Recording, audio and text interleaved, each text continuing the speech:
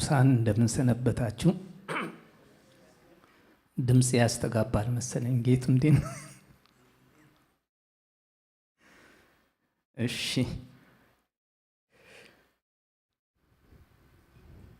ብዙ ሰው ሆንኩኝ መሰለኛል። ኦራይት፣ የጌታ ስም የተመሰገነ ይሁን።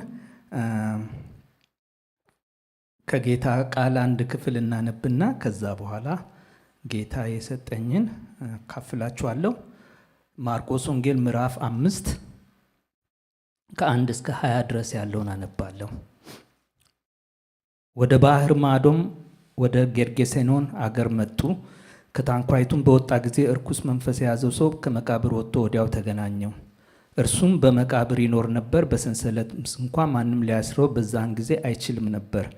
ብዙ ጊዜ በእግር ብረትና በሰንሰለት ይታሰር ነበርና፣ ዳሩ ግን ሰንሰለቱን ይበጣጥስ እግር ብረቱንም ይሰባብር ነበር፣ ሊያሸንፈው የሚችል አልነበረም። ሁልጊዜም ሌሊትና ቀን በመቃብርና በተራራ ሆኖ ይጮህ ነበር፣ ሰውነቱንም በድንጋይ ይቧጭር ነበር። ኢየሱስንም ከሩቅ ባየ ጊዜ ሮጦ ሰገደለት።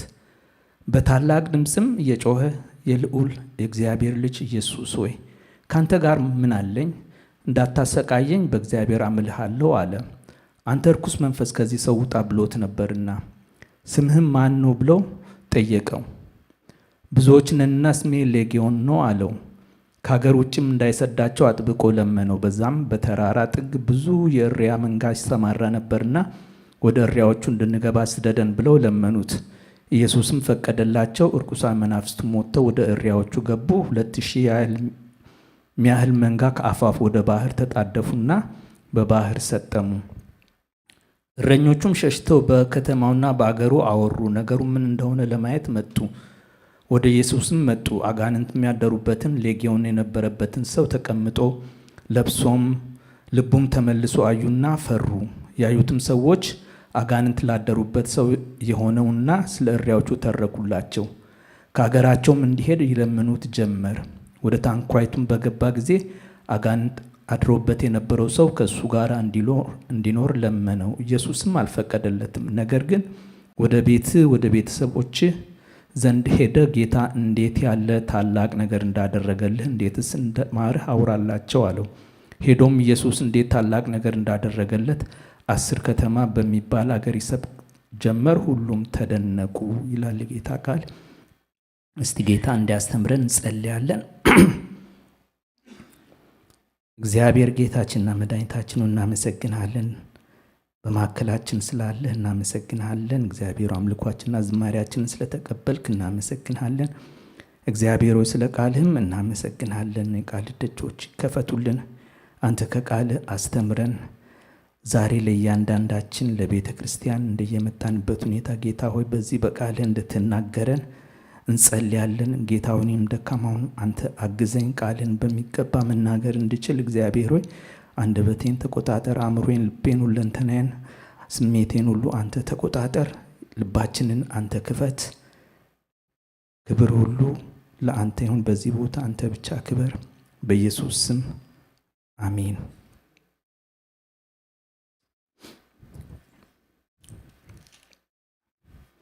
ለዛሬ እንዳካፍል የተሰጠኝ አርዕስት ስለ ህብረት ነበረ። እየተዘጋጀው ቆይቼ ነበረና በዚህ ሰሞን ይህ ክፍል በልቤ ውስጥ በጣም ቀረና ከዛ በኋላ ፓስተርን ጠየቅኩት። በቃ ቶፒክ ትንሽ ለወጥ ይደረግልኝ አልኩኝ። ፓስተርን ፈቀደልኝ እና ዛሬ የማካፍላችሁ ስለ ህብረት አይደለም፣ ግን ስለ ህብረትም ነው። ኢየሱስ ክርስቶስ ከህብረት የጎደሉትን ይመልሳል በሚል አርዕስት ነው የማካፍላችሁ። ኢየሱስ ክርስቶስ ከህብረት የጎደሉትን ይመልሳል እና እዚህ ላይ ምዕራፍ 5 ላይ ያነበብነው ሰውዬ ስላለበት ሁኔታ ብናይ ምን ይላል? በመጀመሪያ ደረጃ እርኩስ መንፈስ የያዘው ሰው ከመቃብር ወጥቶ ተገናኘው ይላል። ይህ ሰውዬ የሚኖረው ከሰው ተለይቶ ነበረ። ወደ መጨረሻ ወደ ቁጥር 20 አካባቢ ስናነብ ሰውየው ቤተሰብ እንዳለው ይናገራል። ቤተ ዘመዶች አሉት። አንድ ዘመን ድሮ የአቶ ከሌ የወይዘሮ ከሊት ልጅ ነበረ። አብሮ አደግ ጓደኞች ነበሩት፣ ዘመዶች ነበሩት። አሁን ግን ሰው በሌለበት በመቃብር ቦታ ነበር የሚኖረው እና እሱ የሚኖረው በመቃብር፣ በተራራ፣ በምድረ በዳ ነው። አብሮ አደጎቹ ሰዎች ወይ ቤተሰቦቹ በከተማ በተመቻቸ ኑሮ ይኖራሉ። እንደገና ደግሞ እሱ ለብቻው ነው የሚኖረው። ማንም የሚጠይቀው የለም፣ ጓደኛ የለም፣ የሚጎበኝ የለም። የድሮ ጓደኞቹ፣ ቤተሰቦቹ፣ ዘመዶቹ ደግሞ ያው በህብረት ነው የሚኖሩት። ህብረተሰብ የሚጠያየቅ የሚጎበኛኝ ግብዣ የሚጠራራ ነው። እሱ ግን ማንም የለም። በዛ በኩል እንዲያው ሰው እንኳን አልፍም፣ ለብቻው ተገልሎ የሚኖር ሰው ነው። በዛ ላይ ደግሞ ቃሉ እዚህ ላይ እንደሚለው በሰንሰለት በእግር ብረት ታስሮ የሚኖር ሰውዬ ነበር። ወዲህ ወዲያ እንዳይል መቃብር ውስጥ የታሰረ ሰውዬ ነበረ። ጓደኞቹ፣ የድሮ ጓደኞቹ ማለት ነው፣ በነፃነት በፍቅር ተዘልለው ተዝናንተው እየተጠያየቁ ይኖራሉ። እሱ ግን በሰንሰለት ታስሮ የሚኖር ነው። ሰውዬው ደግሞ ኃይለኛና ጠበኛ ነው። ማቴዎስ ወንጌል ላይ ምን ይላል? እንዲያውም ስለዚህ ክፍል ሲናገር በዛ በኩል ማንም ሰው እንኳን እልፍ አይልም። ከሱ ኃይለኛነትና ክፋት የተነሳ ሰዎች በዛ በኩል አያልፉም። ስለዚህ ህብረተሰቡ የሚፈራው ሰው ነበር። ሌሎቹ ሰዎች ግን በነፃነት እየተጠያየቁ በፍቅር ይኖራሉ። እሱ ኃይለኛ ነው፣ ማንም የሚቀርበው የለም፣ ሰዎች ይፈሩታል። ሌላ ስለዚህ ሰው የምናውቀው ልብስ አይለብስም፣ ራቁቱን ነበር። ልብስ አይለብስም፣ ራቁቱን ነበረ። ሌሎቹ ሰዎች ግን ልብስ በየአይነቱ አላቸው። የክት ልብስ አለ፣ የስራ ልብስ አለ፣ የአዘቦት ልብስ አለ። ልዩነታቸውን ተመልከቱ።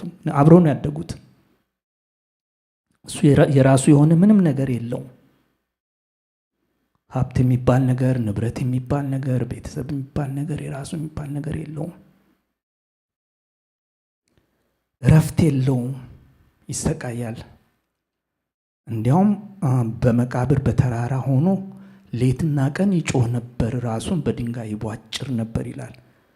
እና ሌሎቹ ሰዎች ደግሞ ከኑሮ ውጣ ውረድ በስተቀር በሰላም ነበር የሚኖሩት። እሱ ራሱን ይጎዳል፣ በድንጋይ ይቧጭራል፣ ቁስል ሞልቶታል። አካሉ ላይ ቁስል አለ፣ አእምሮ ላይ ቁስል አለ፣ ስሜቱ ላይ ቁስል አለ። ሌሎቹ ሰዎች ይታከማሉ፣ ይደጋገፋሉ፣ ይረዳዳሉ። እሱ ግን ማንም አልነበረውም።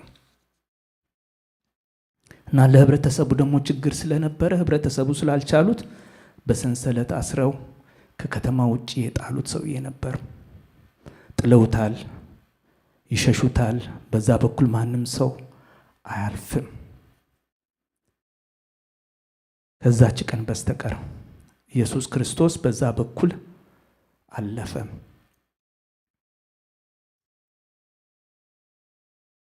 ሶስቱም ወንጌሎች ላይ ከዚህ በፊት የነበረውን ክፍል ስናነብ ኢየሱስ ክርስቶስ ደቀ መዛሙርቱን ወደ ማዶ እንሻገር ብሏቸው ነበር እና ከዛ በኋላ በሌሊት ያው ማዕበል እንደተነሳ ኢየሱስ ከተኛበት ተነስቶ ማዕበሉን እንደገሰጸና በነጋታው እዚህ ቦታ እንደደረሱ እናያለን። እና ስናየው ኢየሱስ ክርስቶስ ይህን ሰውዬ ለመገናኘት የመጣ ይመስላል። በሌሊት ተነስቶ በማዕበል ውስጥ ወደዚህ ቦታ ሲመጣ ይህን ሰው ለመገናኘት የመጣ ይመስላል። ያዘነለት ይመስላል። ምክንያቱም ሌላ ቦታ ስናነብ ኢየሱስ ክርስቶስ ሰዎችን አይቶ ማቴዎስ ወንጌል ምዕራፍ 9 ላይ እንደዚህ ይላል። ኢየሱስ ክርስቶስ በምኩራቦቻቸው እያስተማረ መንግስትን ወንጌል እየሰበከ በሕዝብም ያለው ደዌና ሕማም ሁሉ እየፈወሰ በከተሞችና በመንደሮች ሁሉ ይዞር ነበር። ብዙ ሕዝብም ባየ ጊዜ እረኛ እንደሌላቸው በጎች ተጨንቀውም ተጥለውም ነበርና አዘነላቸው ይላል። እዚህ ላይ ሰዎቹ ሲያያቸው የተጨነቁ ናቸው፣ የተጣሉ ናቸው፣ እረኛ የላቸውም። በቃ ኢየሱስ እነሱን ሲያይ አዘነላቸው ይላል። እና ይሄ ቃል አዘነላቸው የሚለው የተለያየ ቦታ ተጽፏል። እነ ማርያምን ሲያጽናናም ይሄ ቃል አዘነላቸው የሚል ተጽፏል። ሌላ ቦታም አለ። እና በቃ አንጀቱ ተላወሰ አይነት ቃል ነው። በቃ ተንሰፈሰፈላቸው። እና ይህን ለዚህም ሰውዬ ኢየሱስ ክርስቶስ ያዘነለትና የተንሰፈሰፈለት ይመስለኛል። ለሱ ብሎ የሄደ ይመስለኛል። ያቺ የሰማርያቷን ሴትዮ ለማየት በሰማርያ በኩል ሊያልፍ ግድ ሆነበት እንደሚለው ይሄ በቃ ህብረተሰብ የጣለው የተረሳ ሰው፣ ለብቻው የሚኖር በመቃብር ውስጥ የሚኖር ሰው እሱን ለመገናኘት ኢየሱስ ክርስቶስ ሆን ብሎ የሄደ ይመስለኛል። እና እዚህ ላይ ኢየሱስ የሚያይበት አይንና ህብረተሰቡ የሚያይበት አይን የተለያየ ነው በጣም። ለህብረተሰቡ ይሄ ሰውዬ አስቸጋሪ፣ በቃ እሱ ምንም ማኔጅ ማድረግ ስላልቻሉ፣ አንድን ማድረግ ስላልቻሉ ከከተማ ውጭ አውጥተው የጣሉት ነው። እነዛ ሰዎችም አሁን ማቴዎስ ወንጌል ላይ ያነበብኩት በቃ አስተማሪዎቹ ፈሪሳውያኑ እነዚህን ሰዎች በቃ ተራ ምንም ጥቅም የሌላቸው እንደዛ አድርጎ ነው የሚያቸው። ኢየሱስ ግን ሲያያቸው የተቸገሩ የተጨነቁ የሚያቸው የሌለ እንደዛ ብሎ በርኅሩህ ልብ በመቅረብ ያያቸዋል። ህብረተሰቡ በፍርሃትና በመሸሽ ያያል። ኢየሱስ ክርስቶስ ግን በመቅረብ አስቸጋሪ ሰዎች ናቸው። ይህም ሰውዬ በጣም አስቸጋሪ ነው። በዛ በኩል የሚያልፍ ሰው እንኳን የለም። ኢየሱስ ክርስቶስ ግን ወደዛ ሄደ።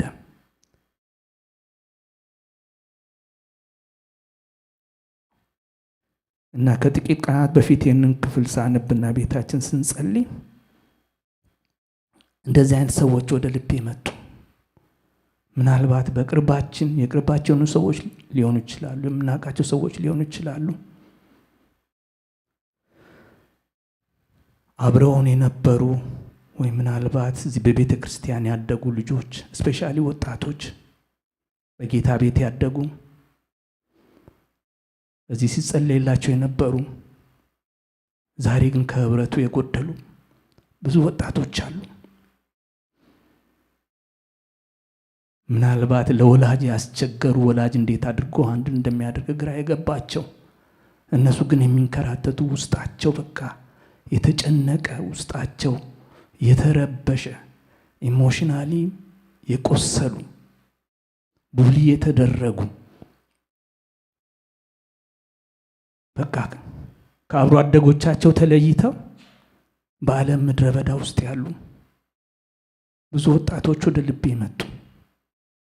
ምናልባት የምናውቃቸው፣ ምናልባት የራሳችንም ልጆች ይሆናሉ። ኢየሱስ ክርስቶስ እነሱን ሲያይ አንጀቱ ይንሰፈሰፋል። በቤቱ አድገው የጠፉ ልጆች፣ እኛ ስለ እነሱ አንጀታችን ይንሰፈሰፋል ወይስ አስቸጋሪ ልጆች ናቸው? በተለያየ ሱስ የተያዙ ወይም ጠበኞች ወይም በቃ የጌታ ነገር የተዉ ኢየሱስ ክርስቶስ ለነሱ አንጀቱ ይንሰፈሰፋል። ራሳቸውን ያገለሉ፣ የተገለሉ፣ ምንም የሌላቸው፣ ጓደኛ የሌላቸው፣ ህብረት የሌላቸው ብዙ ወጣቶች አሉ። ኢየሱስ ክርስቶስ ለነሱ ይገደዋል። አንጀቱ ሰፍ ይላል። እዚህ ላይ በቃ ይህንን ሰው ሲያይ አጋንንቱን ገሰጸው እና ኢየሱስን ሲያገኝ፣ ኢየሱስ ሲገናኘው ያ ለዘመናት ሲያሰቃየው የነበረ፣ ያ በምድረ በዳ ሲያንከራትተው የነበረ፣ በመቃብር ውስጥ ሲያንከራትተው የነበረው፣ ሲያቆሳስለው የነበረው፣ ራሱን በድንጋይ ሲያስቧጭረው የነበረው ያ ክፉ አጋንንት በአንድ ጊዜ ከሰውየው ለቀቀ እና ሰውየው ወዲያውኑ ወደ አእምሮ ተመልሶ፣ ወደ ልቡ ተመልሶ በራቁትነቱን ሲኖር ለብዙ ዘመናት ሲኖር የነበረው፣ ራሱን ሲቧጭር የነበረው አሁን በራቁትነት ፋንታ ልብስ ለብሶ፣ በጭንቀት ፋንታ እረፍትና ሰላም ሆኖለት በኢየሱስ እግር ስር ቁጭ ብሎ ነበር። በፊት በመቃብር ውስጥ ነበር የሚኖረው። በፊት ክፉ፣ አስቸጋሪ፣ ቫዮለንት ሰው ነበር። አሁን ግን እረፍት አግኝቶ፣ ሰላም አግኝቶ ወዲያውኑ በኢየሱስ እግር ቁጭ ብሎ ነበር። ኢየሱስ ሲፈታው ከሰዎች ተገሎ መኖር ሳይሆን ኢየሱስ ያደረገው ምንድን ነው? ሂድና ለቤተሰቦች ያደረግኩልን ተናገር አለው። ህብረተሰቡ ሸሽቶት ነበረ። ኢየሱስ ግን ነፃ ሲያወጣው ለህብረተሰቡ መስካሪ አድርጎ ላከው። ኢየሱስ ያደረገለትን መናገርና መስበክ፣ ወደ ቤተሰቡ መመለስ፣ ከዛ ክፉ መንፈስ ካወጣው ወደ ህብረተሰቡ ተመልሶ እንደገና ለህብረተሰቡ የሚመሰክርና የሚሰብክ ኖርማል ህይወት የሚኖር ሰው ሆነ እና ህብረተሰቡ ሊያደርግለት ያልቻለውን፣ ማንም ሊያደርግለት ያልቻለውን ኢየሱስ ክርስቶስ ነፃ አወጣው። ወደ ህብረተሰቡ ቀላቀለው። ወደ ህብረተሰቡ ጌታ ኢየሱስ ክርስቶስ መለሰው እና ዛሬም በሌጊዮን ባይሆን በብዙ ጉዳዮች የታሰሩ ወገኖች አሉ። በብዙ ነገር የታሰሩ የተገለሉ ወጣቶች አሉ። ቅድም እንዳልኩት በጌታ ቤት አድገው ዛሬ ከህብረታችን የጎደሉ ወጣቶቻችን እዚህ ሲያመልኩ እነሱ የሉም። አንዳንዶቹ የት እንዳሉን ቤተሰቦቻቸው ማቁም አልፎ አልፎ ነው የሚገናኙት አሉ። ከህብረት ተለይቶ የሚኖሩ ጠላት በዛ እያጠቃቸው ያንገላታቸው ያለ ኢየሱስ ክርስቶስ ዛሬም ነፃ ያወጣል። ለዚህ አጋንንት ለያዘው ሰው እንደተገናኘው ኢየሱስ ክርስቶስ ዛሬም ለወጣቶቻችን እንዲገናኝ እንጸልያለን። ጠፍቶ ላሉ ልጆች እንዲገናኝ እንጸልያለን። ዛሬ በልቤ የሞላውን ለነሱ እንድንጸልይ ነው። ኢየሱስ ክርስቶስ አንጀቱ ሰፍ እንደሚል እኛም ለነሱ አንጀታችን ሰፍ ብሎ እንድንጸልይላቸው ነፃ እንዲወጡ። ቤተሰብ፣ ዘመድ፣ ወላጅ የሆንን እኛ ምናልባት አቅቶን ተስፋ ቆርጠን ሊሆን ይችላል። የምናደርገው ነገር ግራ ገብቶን በቃ ተስፋ ቆርጠን ሊሆን ይችላል። ኢየሱስ ክርስቶስ ግን ዛሬም ነፃ ያወጣል። ፈቶ ወደ ቤቱ ይመልሳቸዋል። እንደገና እነሱንም በቤቱ አገልጋይ ያደርጋቸዋል። በቤቱ ሰባኪ ያደርጋቸዋል። ኢየሱስ ክርስቶስ እንዲደርስላቸው እንጸልያለን እና ዛሬ የምንጸልየው ስለነዚህ ከህብረቱ ስለጎደሉ ወጣቶች፣ ከህብረቱ ስለጎደሉ ወገኖቻችን እንጸልያለን።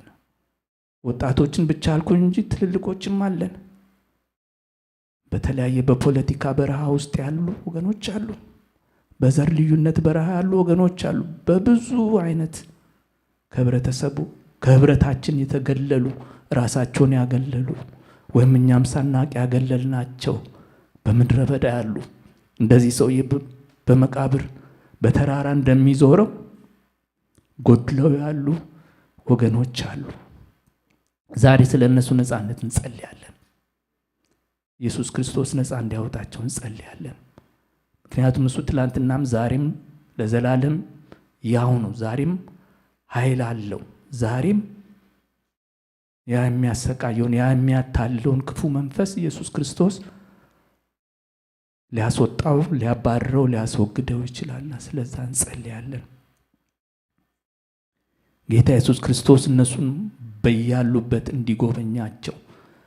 ይሄኛውን ሰውዬ ኢየሱስ ክርስቶስ በምሽት በማዕበል ውስጥ ሄዶ በነጋታው እንደጎበኘው እነሱንም በያሉበት ቦታ ኢየሱስ ክርስቶስ እንዲጎበኛቸው፣ እንዲገናኛቸው፣ ከእሱ ጋር ኢንካውንተር እንዲያደርጉ ስለዛ እንጸልያለን። እንደገና ደግሞ ኢየሱስ ክርስቶስ ሰው እንዲልክላቸው፣ አብሮ አደጎቻቸውን እንዲልክላቸው፣ ጓደኞቻቸውን እንዲልክላቸው። ምናልባት ወላጆች በቋንቋ ላንግባባ እንችላለን፣ በአመለካከት ላንግባባ እንችላለን። ጌታ ኢየሱስ ክርስቶስ እኩዮቻቸውን እንዲልክላቸው፣ የሚግባቡት እንዲልክላቸው፣ የሚመስሏቸውን፣ የሚገፋቸውን፣ የማይፈርዱባቸውን እነሱ እንዲልክላቸው እንጸልያለን። ለወላጆች፣ ለቤተሰብ እግዚአብሔር እንዲያበረታቸው፣ ተስፋ እንዳይቆርጡ መጸለይ እንዲቀጥሉ እንጸልያለን። ወንድማችን ዳኒን ታስታውሱታላችሁ በምን አይነት ህይወት እንደነበረ። አንድ ቀን ስናወራ በቃ ተስፋ አትቁረጡ አለ። እኔ ጠፍቼ ሆምለስ በነበርኩበት ጊዜም ሳማው ከቤተሰቦቼ እጠብቅ ነበር አለ። አልፈልጋቸውም፣ ደግሞ እፈልጋቸዋለሁ፣ እጠብቅ ነበር አለ። ስለዚህ እኛም ጊቭ አፕ አናደርግም። ዳኒን ዛሬ ቤተክርስቲያን ሽማግሌ ነው እናውቃለን። እግዚአብሔር አሳድጎ ስንት ደረጃ እንዳደረሰው ያለውን የቃሉን ሙላት ያለውን ፍቅር ጌታ ኢየሱስ ክርስቶስ ከሕይወት ውስጥ እንዳወጣው እናውቃለን። እና ዛሬም ኢየሱስ ክርስቶስ ኃይለኛ ነው። ወደ አዲስ ኪዳን ዘመን መሄድ የለብንም። ዛሬም በማዕከላችን ሲሰራ አይተናል። እንጸልያለን። ወላጆች ተስፋ ሳንቆርጥ እንድንጸልይ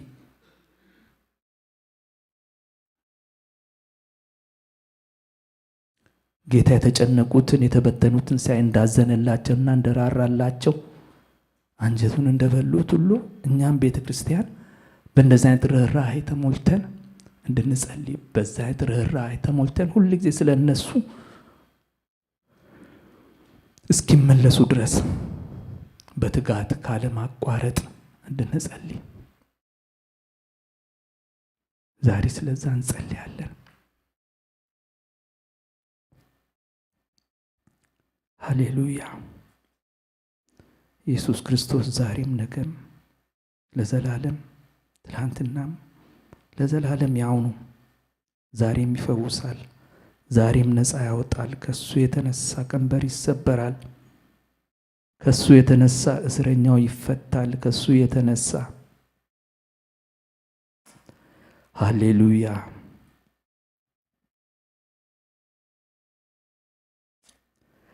ሃሌሉያ።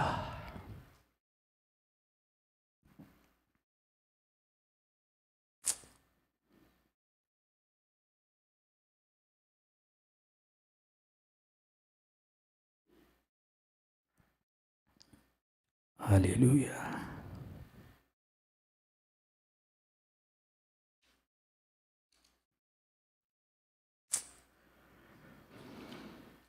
ከፓስተር ጋር እንጸልያለን።